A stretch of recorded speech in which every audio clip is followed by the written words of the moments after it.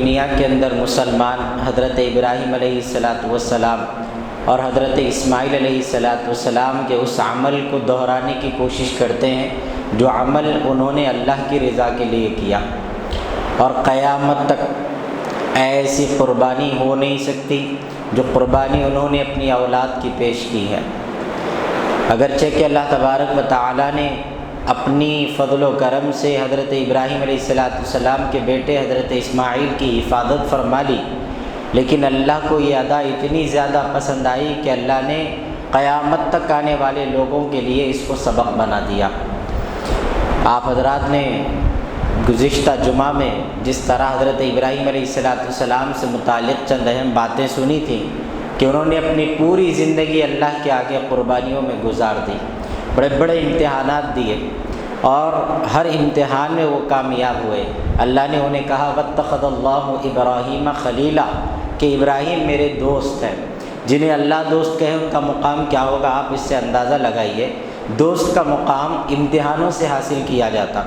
کوئی بھی آدمی اگر کسی کو بھی اپنا دوست بولتا تو اس کی بنیاد یہ ہے کہ وہ آدمی آپ کے ساتھ وقت گزارے، وہ آدمی آپ پر جان لٹائے، وہ آدمی آپ پر مال خرچ کرے، وہ دوستی کی بنیاد کہلاتی کہ بھئی یہ میرا دوست ہے۔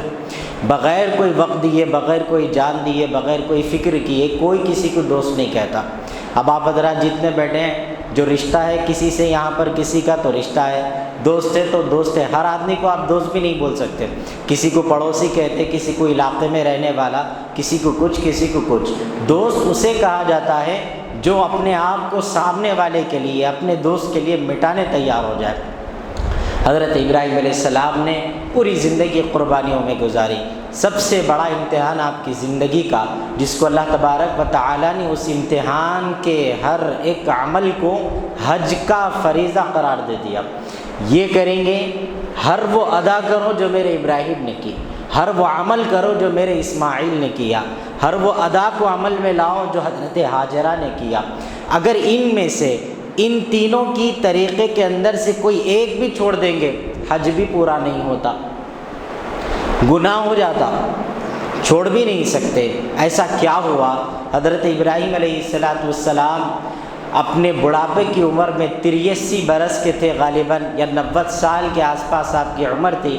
آپ نے اللہ سے دعائیں پوری زندگی مانگی، ربی حب لی من الصالحین، کہ اللہ مجھے نیک صالح اولاد عطا فرما۔ اللہ تبارک و تعالیٰ نے آپ کو بشارت دی، فبشرناہ بغلام حلیم، کہ ابراہیم ہم آپ کو حلم والا بیٹا عطا فرماتے ہیں۔ جب اللہ نے حلم والا بیٹا عطا کیا تو پہلا امتحان اللہ نے دیا، کیا کہا کہ ابراہیم اب تم اپنی بیوی ہاجرہ اور اپنے بیٹے اسماعیل کو لے کے نکل جاؤ۔ بولے اللہ میں کہاں جاؤں؟ بولے ہم آپ کی رہبری کرتے، کہاں جانا ہے آپ چلے جانا۔ اللہ نے جہاں جہاں فرمایا قال اسلمت لرب العالمین، فرماتے ہیں جو اللہ نے کہا میں نے وہ کیا۔ میں نکل کر چلا گیا، سنسان گھاٹیوں میں اپنی بیوی اور بچے کو اس حال میں چھوڑا کہ ان کا کوئی پرسان حال نہ تھا۔ حضرت ہاجرہ پلٹ کر پوچھتی ہیں شوہر محترم آپ جا رہے ہیں تو صحیح پلٹ کر برا بتا کے جائیے کس کے حوالے چھوڑ کے جا رہے ہیں۔ کچھ وقت کے بعد خیال آیا کہ میرا شوہر نبی ہے، اس کا ہر ایک عمل اللہ کا حکم ہوتا ہے۔ آپ نے پوچھا کہیں یہ اللہ کا حکم تو نہیں ہے؟ اللہ نے حضرت ابراہیم کو کہا تھا تم منہ نہیں کھولنا، زبان سے کچھ بولنا ہی نہیں۔ آپ نے اشارے سے آسمان کی طرف اشارہ کیا تو حضرت ہاجرہ کہنے لگیں اگر یہ اللہ کا حکم ہے تو آپ جائیے، اب مجھے آپ کے سہارے کی کوئی ضرورت نہیں ہے۔ میرا اللہ انہی سنسان گھاٹیوں میں، انہی جنگل کے اندر، اسی جگہ جہاں میں ابھی رہنے کے لیے ڈر رہی تھی، اب میں بے خوف ہو گئی کہ میرا محافظ اللہ ہے تو مجھے آپ کی بھی ضرورت نہیں ہے، جائیے۔ یہ کہہ کر آپ نے بھیج دیا۔ اس کے بعد حضرت ابراہیم علیہ السلام بڑھاپے کی عمر میں اپنے بیٹے کو پائے۔ بڑھاپے کی اولاد، جوانوں کو ابھی اولاد ہو گئی تو انہیں اپنی اولاد سے بڑی بڑی امیدیں، توقعات رکھ لیتا، لیکن بڑھاپے میں ایسی اولاد کا ملنا جو حلم والا ہو، جس کے اللہ نے بشارتیں دی اور انتہائی نیک اور فرما بردار ہو، تو وہ اولاد کی یاد اپنے باپ کو کیسے نہیں آتی، بڑا تڑپتے رہتے۔ فرماتے ہیں 2 مرتبہ حضرت ابراہیم علیہ السلام نے اللہ سے التجا کی کہ اللہ مجھے اجازت دیجیے میں اپنے بیٹے سے ملنا چاہ رہا ہوں۔ ایک مرتبہ گئے، حضرت اسماعیل علیہ السلام سے آپ کی ملاقات نہیں ہوئی۔ دوسری مرتبہ گئے، اللہ نے اجازت دی تو فرمایا تم سواری سے اترنا بھی نہیں، بیٹھے بیٹھے مل لینا، خاموش پلٹ کے آ جانا، اور مقررہ وقت دی اللہ نے یوں پہنچے ہی تھے وقت بھی ختم ہو گیا، اپنے بیٹے کو نہ گلے لگا سکے، نہ اسے اپنے اس کے ماتھے کو چوم سکے۔ بہرحال اللہ کا حکم تھا، پلٹ کر نکل کر چلے گئے۔ کچھ وقت گزرا تو آپ نے خواب دیکھا کہ آپ اپنے خواب میں دیکھتے ہیں کہ آپ اپنے بیٹے کو ذبح کر رہے ہیں۔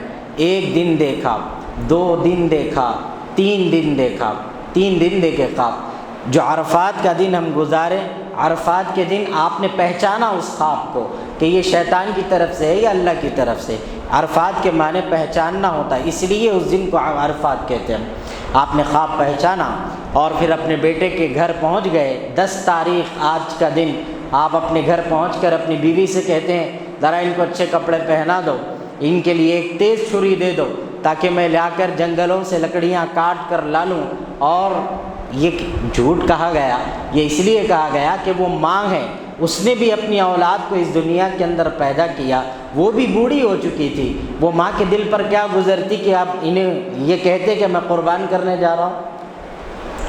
آپ نے یہ کہہ کر حضرت اسماعیل علیہ السلام کو تیار کر لیا، ہاتھ پکڑ کر گھر سے باہر نکلے۔ شیطان داخل ہوا، اس نے سب سے پہلے حضرت ہاجرہ کے اوپر حملہ کیا۔ حضرت ہاجرہ عورت ذات تھی، ماں ہے، زیادہ تڑپ اور بے چینی آپ کو ہونی چاہیے، تو آپ کو جا کر اس نے کہا کہ تم نہیں جانتی تمہارا شوہر جھوٹ کہہ رہا ہے، وہ اپنے بیٹے کو لے جا کر ذبح کر دے گا تمہارے اللہ کے نام پر۔ کیسے کر دے گا؟ یہ تو تمہارے بڑھاپے کا سہارا ہے، اسے سمجھاؤ، اسے روکو، اسے جانے نہ دو۔ تو کیا کہا حضرت ہاجرہ نے؟ اعوذ باللہ من الشیطان الرجیم پڑھ کر مارا۔ اور پھر اسی طرح حضرت ابراہیم کو بھی بھٹکایا، اسی طرح حضرت اسماعیل کو بھی بھٹکایا۔ یہی ادائیں ہیں کہ حجاج حاجی لوگ وہاں جا کر شیطان کو کنکری مارتے ہیں۔ یہ بھی ایک سنت کو اللہ نے محفوظ کر دیا، اور یہ کرنا ہی کرنا ہے، کوئی نہیں کر سکتا، یہ بات نہیں، کرنے کا حکم ہے۔ بہرحال پہنچ گئے وہاں پر، جاتے جاتے آپ کے خیال میں آیا کہ اب کیسا بھی میں تو ذبح کر رہا ہوں، میرے بیٹے کو بھی بولتا ہوں کہ میں کیا چاہ رہا ہوں، میں کیوں لایا، کیا گئے، کیا فرماتے ہیں آپ نے قرآن کے اندر اللہ تبارک و تعالیٰ نے ارشاد فرمایا کہ آپ کا خیال ہوا کہ یہ ثواب کے اندر میرے بیٹے کو بھی شامل کر لو، تو آپ نے پوچھا فلما بلغ معه السعي قال يا بني اني ارى في المنام انی اذبحك فانظر ماذا ترى، کہ بیٹے میں نے خواب دیکھا۔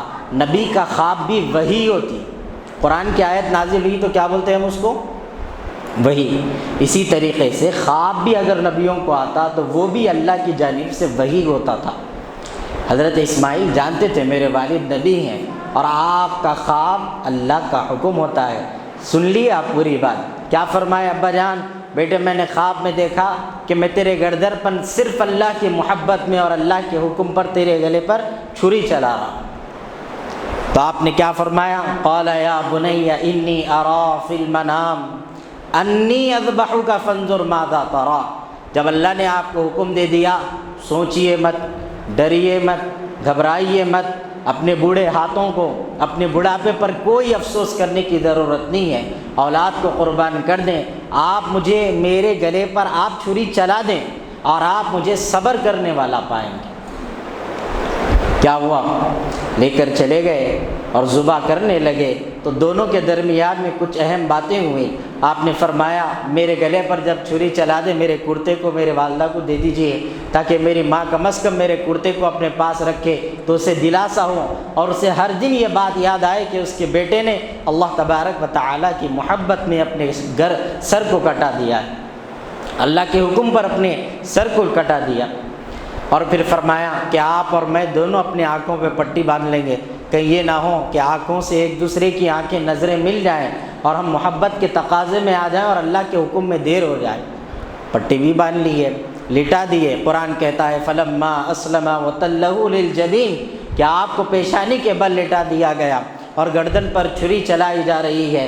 اور ادھر اللہ تبارک و تعالیٰ نے ارشاد فرمایا وَنَادَيْنَاهُ أَن يَا إِبْرَاهِيمُ، اللہ نے آواز دی کہ اے ابراہیم قد صدقت الرؤیا انا كذلك نجزي المحسنین، کہ ابراہیم آپ نے وہ کر دکھایا جو ہم نے آپ کو کرنے کا حکم دیا۔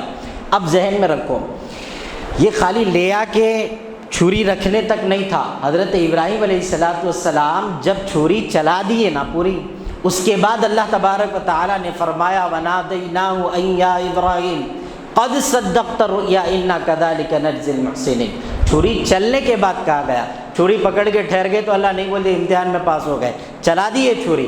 آپ کا خیال و تصور یہ تھا کہ میں اپنے بیٹے پہ ہی چلا رہا ہوں، اسماعیل کا تصور یہ ہے کہ میں ہی چلے جا رہا ہوں۔ اور جب آنکھوں سے پٹی ہٹی تو وہاں آسمان سے ایک آواز آ رہی تھی جب آپ چھری چلا رہے ہیں، فرمایا اللہ اکبر لا الہ الا اللہ واللہ اکبر۔ حضرت ابراہیم علیہ السلام نے کہا، اور یہاں پر حضرت اسماعیل نے جب دیکھا کہ میں تو کٹا نہیں اور جو ہے یہ دمبا کٹ گیا، تو آپ نے فرمایا وللہ الحمد۔ اس لیے ہی حکم ہے کہ تکبیر تشریق ہم جو کہتے ہیں اللہ اکبر لا الہ الا اللہ واللہ اکبر وللہ الحمد، یہ آپ ہی کا سنت اور آپ ہی کی طریقہ ہے۔ اور جب کبھی قربانی کا مسئلہ ہو، عقیقے کا مسئلہ ہو، لفظ جانور پر مسلمان چھری چلاتا ہے تو کیا کہتا ہے؟ بسم اللہ اللہ اکبر۔ یہ بھی طریقہ حضرات انبیاء اور رسول اللہ صلی اللہ علیہ وسلم کا طریقہ ہے۔ واقعہ یہاں پر نہیں ہوتا، اللہ نے اس کے آگے ارشاد فرمایا کہ ابراہیم علیہ السلام، ہم نے آپ کو جو امتحان میں ڈالا آپ اس میں کامیاب اتر آئے، اور ہم نے کیا کیا؟ آپ کے بیٹے اسماعیل کی حفاظت کر لی اور اس کی جگہ جنت کے دمبے کو ذبح کر دیا، اور فرمایا وَتَرَكْنَا عَلَيْهِ فِي الْآخِرِينَ، کہ ہم نے آپ کے طریقے کو آپ کے پیچھے آنے والے، کون ہے وہ؟ میں ہوں، آپ ہے، ہماری بعد والی نسل، ہم سے پہلے والے، فرمایا کہ ہم اس طریقے کو، آپ کی اس ادا کو آپ کے پیچھے آنے والوں کے لیے بھی لازم کر دیتے ہیں کہ وہ بھی اس سنت پر عمل کریں، یہی سنت کے طریقے کو ادا کریں۔ آج یہی سنت کے طریقے کو ہم ادا کرنے والے ہیں۔ قرآن نے کہا اِنَّا أَعْطَيْنَاكَ الْكَوْثَرَ فَصَلِّ لِرَبِّكَ وَانْحَرْ، اے حبیب یقیناً ہم نے آپ کو خیر کثیر عطا فرمایا، فَصَلِّ لِرَبِّكَ وَانْحَرْ، بس آپ اپنے رب کے لیے نماز پڑھیں اور قربانی دیں۔ کل رات میں ایک صاحب فون کر کے پوچھ رہے تھے کہ بھئی پہلے میں قربانی دے لیتا ہوں اس کے بعد آ کے نماز پڑھتا ہوں، کوئی بری بات تو نہیں ہے؟ اللہ کا حکم ہے پہلے نماز پڑھ اس کے بعد قربانی دے۔ فَصَلِّ لِرَبِّكَ وَانْحَرْ، بس پہلے آپ نماز پڑھیے پھر اس کے بعد قربانی دیجیے۔ اور طریقہ یہی ہے، معمول یہ ہے، نظام دین جو ہے اس کے اندر نئے نئے اپنے طریقے سے ذہن بنانے کی کوشش نہیں کرنا۔ اللہ نے جو کہہ دیا آپ وہ کر دیجئے۔ نہیں بولے فجر کے بعد میں کاٹ دیتا ہوں، اس کے بعد جب بھی نماز رہی جا کے پڑھ لیتا ہوں۔ ارے بھائی آپ کے گھر کا کام رہا، شادی رہی تو آپ کو پورا معلوم، سانچک گانچک پورا کرنا ہے، اس کے بعد شادی ولیمے کا پروسیس آتا، تو آپ بھی اتنا بھی دماغ لگاؤ، تمہارے دنیا کے ڈھکوسلوں کے لیے اتنا پروسیس ہے تو دین کا پروسیس چینج نہیں ہوتا، ماڈرن لائف کے حساب سے یہ ماڈرن نہیں ہوتا، انہیں جو ہے وہی ہے آخری سانس تک، اس میں تبدیلی نہیں آتی۔ آخری بات یہ ہے، واقعہ ہو گیا قربانی، اب جو حضرات پر اللہ نے قربانی واجب کی وہ قربانی دیں گے، دینا چاہیے، نہیں دیں گے تو اللہ تبارک و تعالی کہ پیارے حبیب رسول اللہ صلی اللہ علیہ وسلم نے فرمایا جس پر قربانی واجب ہے اور وہ قربانی نہیں دیتا بس وہ ہماری عیدگاہوں کے قریب بھی نہ بھٹکے۔ نہیں بھٹکنا بلکہ بولے اب کتنے لوگ عیدگاہوں کو جا کے پڑھتے نماز نہیں معلوم، کتنے لوگ مسجدوں میں نماز عید پڑھتے نہیں معلوم، تو لہذا جن پر واجب ہے وہ قربانی دے دیں، اور اللہ تعالیٰ کو گواہ ہے، اللہ دیکھ رہا ہے آپ کو، اگر آپ واجب ہے آپ پر تو ضرور دیں۔ تیسری بات یہ ہے کہ یہ جو قربانی ہے یہ قربانی ظاہری اعتبار سے حضرت ابراہیم علیہ السلام کی سنت ہے، انہوں نے بیٹے پر چھری چلائی، اللہ نے دمبا رکھ دیا، تو دمبے کے طریقے پر ہم بھی دمبے پہ چھری چلاتے یا بڑا جانور ذبح کر دیتے۔ لیکن سب سے بڑی قربانی یہ ہے کہ ہم اس عید اور ہر عید کے موقع پر اور ہر دن ہر لمحہ یہ خیال رکھیں کہ ہم اپنے نفس کی قربانیوں کو کس طرح پیش کریں گے، کہ ہمارا عید کا مقصد یہ ہو کہ ہم اپنے ذہن کو، اپنے دل کو اور اپنی سوچ کو اپنے سارے بھائیوں کے لیے، اپنے رشتہ داروں کے لیے پاک اور صاف کریں گے۔ یہ سب سے بڑی قربانی ہے، کسی کے لیے ہمارے دلوں میں نفرت نہ ہو، کسی کے لیے ہماری زبان پر غیبت نہ ہو، کسی طرح کی ہمارے دلوں میں کسی بھی طرح کی غلاظت نہ ہو، یہ سب سے بڑا مسئلہ ہے۔ اور عید کا پیغام راحت اندوری جو مشہور شاعر ہے ان کا ایک شعر میں پرسوں سنا، بہت پسند آیا، آپ حضرات کے سامنے اس کو رکھ کر بات ختم کروں۔ یہ جھوٹے لوگ ہیں سچائی سے نہیں ملتے اور محبتوں کا سبق دے رہے ہیں دنیا کو، جو عید اپنے سگے بھائی سے نہیں ملتے۔ تو لہٰذا عید کا موقع ہے، پیش آپ خود ہوئیے، اپنی طرف سے کوئی آپ سے ناراض ہے تو آپ اپنا حصہ بھیجنے کی کوشش کریے، کوئی بری بات نہیں ہے انہیں پلٹا کے آپ کو نہیں بھیجا، لیکن آپ تو بھیج کے اپنا فریضہ ادا کر دیجئے تاکہ اللہ آپ سے پوچھے تم کیا کرے عید کے دن، تو آپ بول سکنا کہ میں تو میرا کام کرا، دوسرے کا دوسرے کو معلوم۔ تو اس لیے گزارش ہے کہ اب دلوں کو صاف کریں،